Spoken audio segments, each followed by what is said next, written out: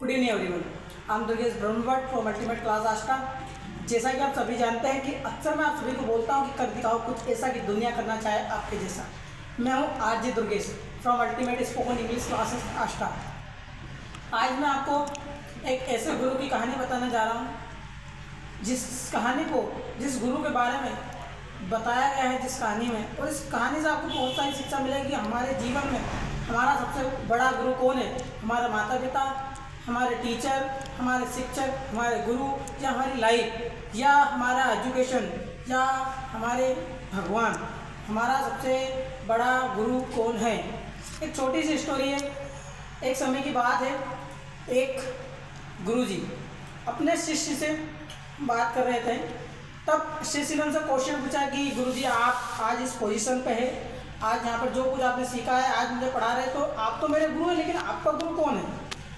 आप गुरुजी का जो आंसर है उसको सुनकर हैरान हो जाएंगे। गुरुजी ने कहा कि एक छोटी सी कहानी है इसके पीछे। उन्होंने बोला कि मेरे तो बहुत सारे गुरु हैं, सबसे पहले मैं बताता हूँ कौन कौन से मेरे गुरु हैं। तो गुरुजी ने बताया कि जब मैं एक समय की बात है, जब मैं टेम्पल जा रहा था तो रास्ते में मुझे एक लड़का मिला। अब शाम का समय था तो वो मोमबत्ती लेके जा रहा था। जैसे वो मोमबत्ती लेके जा रहा था तो मैंने सोचा कि मुझे उससे पूछना चाहिए, उस लड़के से उस लड़के से मुझे पूछना चाहिए कि मतलब ये जब जा रहा है तो इसकी मोमबत्ती मतलब जल रही है।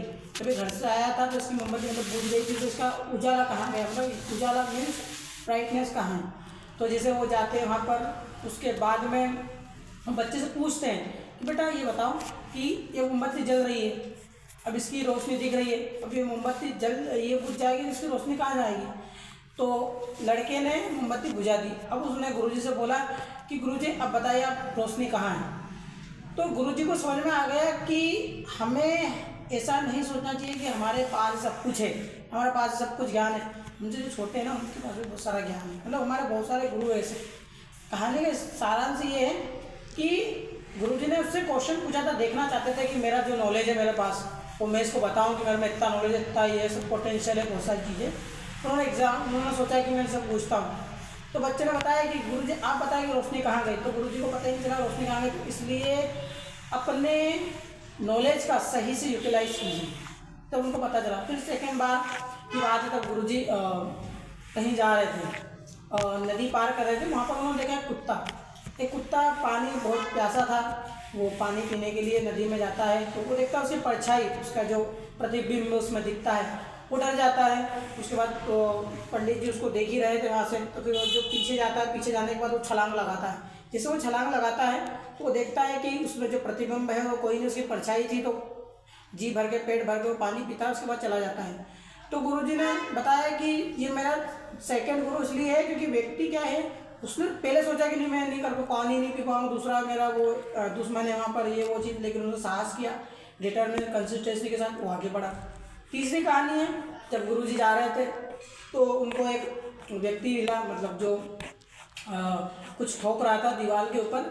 तो उन्होंने सोचा कि इनसे पूछ लेते क्या है। तो उन्होंने पूछा कि भैया क्या कर रहे हो? तो उन्होंने बताया कि मैं ये कर रहा हूँ। तो वो मतलब प्यासे थे गुरुजी, तो बोला कि मुझे पानी मिल सकता है? तो उन्होंने बोला जी मेरा घर यहीं पे है। तो उन्होंने बोला कि पहले तो मैं एक चोर हूँ, यहाँ पर मैं चोरी करने के लिए आया था लेकिन उनको ऐसा लगा कि हाँ चोर, मुझे किसी से मतलब नहीं, भले तुम चोर हो या कुछ भी। तो उनके घर ले गए। फिर उन्होंने बोला कि मैं यहाँ 2-4 दिन रुकना चाहता हूँ, लेकिन लंबा रास्ता तय करना है। तो उन्होंने बोला ओके। तो उन्होंने देखा कि जब वो व्यक्ति उनके घर में भगवान की प्रार्थना करता था कि भगवान मुझे आज चोरी करनी ये करनी है, तो वो प्रार्थना करता था। जब वो वहाँ से आता था वो निराश लौट के नहीं आता था। कुल मिलाकर ये कि वो हर दिन ये सोचता नहीं आज अच्छी चोरी होगी ये वो चीज़। तो उन्होंने नोटिस किया, तो उन्होंने उसको बोला कि मैंने तुमसे बहुत सारी चीज़ें सीखी है, लेकिन ये है कि मैं तुम्हारी राजा साहब से वो शिकायत करना चाहता हूँ। तो राजा साहब के पास जाते हैं, उनकी शिकायत करते हैं। शिकायत करने पर राजा साहब तो बहुत दयालु थे, ऑर्डिनरी थे, बहुत काइंडनेस थे। तो उन्होंने बोला कि कोई बात नहीं, लेकिन आगे से तुम ये काम मत करना। तो उसके बाद उन्होंने बताया उनके शिष्य को बताया कि मेरे साथ में ये घटना हुई। इस कहानी से हमें शिक्षा क्या मिलती है? शिक्षा ये मिलती है कि जीवन में लाइफ आपका बहुत ज़्यादा एग्ज़ाम लेगी, आपको मतलब लाइफ डराना चाहेगी। यदि आप सिचुएशन में है, कंडीशन में है और आप सोचना नहीं छोड़ देना चाहिए, ये कर देना। यदि वो लड़का पंडित जी से लड़के से क्वेश्चन नहीं पूछता ही ना, मोमबत्ती उससे, और लड़का उनको जवाब दे रहा था, उनको पता नहीं चलता कि मेरा नॉलेज क्या है। दूसरा, यदि वो कुत्ता अपने प्रतिबिंब से डर जाता और पानी नहीं पीता, ना तो उसकी प्यास बुझती, ना ये उसका डिटर्मिनेशन होता, ना उसकी कंसिस्टेंसी होती और वो काम छोड़ देता। तीसरा, और जो लकड़हारा जो था, जो चोर था, उससे उन्होंने क्या सीखा कि रोज़ वो भगवान के पास प्रार्थना करता था कि आज मेरी चोरी सफल होगी, आज मेरी चोरी सफल होगी। तो एक ना एक दिन उसकी चोरी सफल हुई। क्यों? क्योंकि आपका डिटर्मिनेशन, आपका ताकत, आपका mind, what ever you set your mind, definitely it will work. तो आपके दिमाग को आप कंट्रोल कीजिए। दुनिया का सबसे बड़ा जिन आपके पास है। हमें इस कहानी से शिक्षा ये मिलती है कि हमें कभी भी पीछे मुड़कर नहीं देखना चाहिए। हमें हमारा गोल, एक टारगेट एक निश्चित करना चाहिए कि हमें ये चीज़ करना है। को दुनिया को कोई सा व्यक्ति आपको नहीं हरा सकता। तो इसी कहानी से मैं आरजे दुर्गेश अक्सर ये आपको कहता हूँ कि कर दिखाओ कुछ ऐसा कि दुनिया करना चाहे आपके जैसा। This what, thank you very much. I am Durgesh Brahmbhatt from ultimate class master.